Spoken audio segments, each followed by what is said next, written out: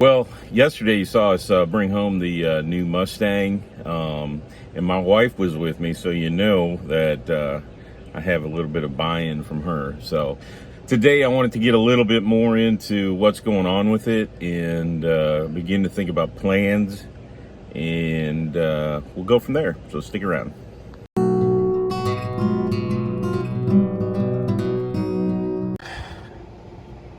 So I figured I'd start on the interior with what's wrong or what isn't wrong. I can't tell if it looks like they got a Mustang radio, not positive, but it appears that they didn't hack up the dash. Little bit. It's a 66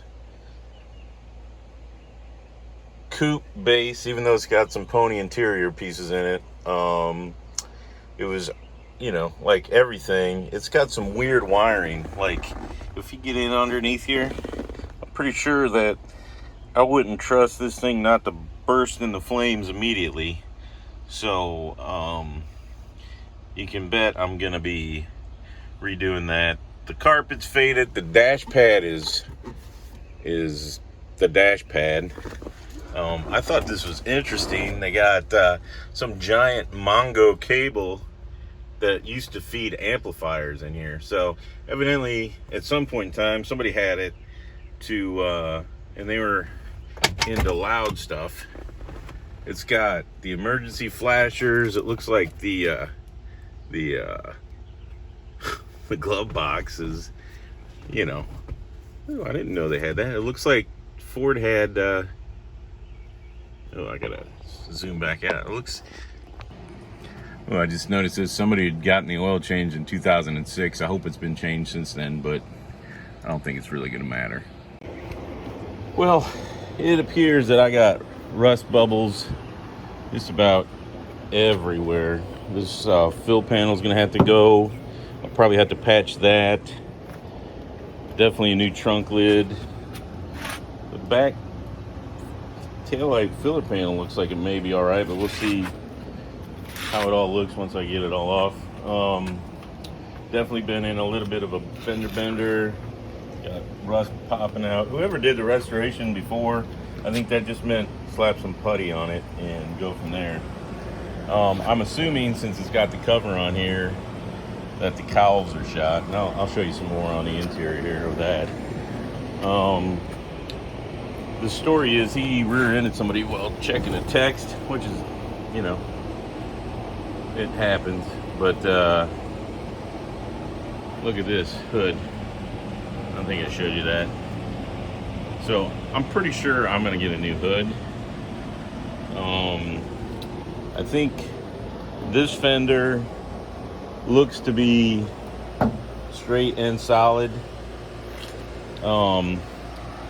If you look up here in the cowl, you can see how it's already like expanding. So I need to strip all that off. It looks sort of scary, but we'll see what we can do. I was really pleased with the rest of the inner fenders. This, as you can tell if you look down it, is not exactly straight. This is what got hit, which pushed the radiator back into the motor. It looks like one of those tighten up freeze plugs. But if you can believe it, don't think I'm planning on keeping it a straight 6. Just so happens that one of the trucks I have is a 302 with an AOD, that 83 F-150 I have. And so I think that might eventually find its way into here. That's quite the compressor and quite the hose setup, but So anyways, back to this. So this has all got to go. This is all torqued around. This is torqued around. This is torqued around. Hopefully it hasn't pushed back into here. That's what I'm hoping I don't have to change any of the inner fenders. This has got rust popping through the bottom. It's got some dings along there, but it's got multiple layers of paint and assorted other stuff. Look at this. I just pulled that right off of there. So it didn't. I don't think this fender's gonna make it. Rust in there. Like I said, I'm afraid to see what happens under all this stuff. But we will go through and check it out. Like I said, the drip rails don't seem too bad, but and we're gonna go through all this. The door is, again, this one's rusting pretty good right there. It's a shame, but oh, nice door dings. We'll be taking a look at all that.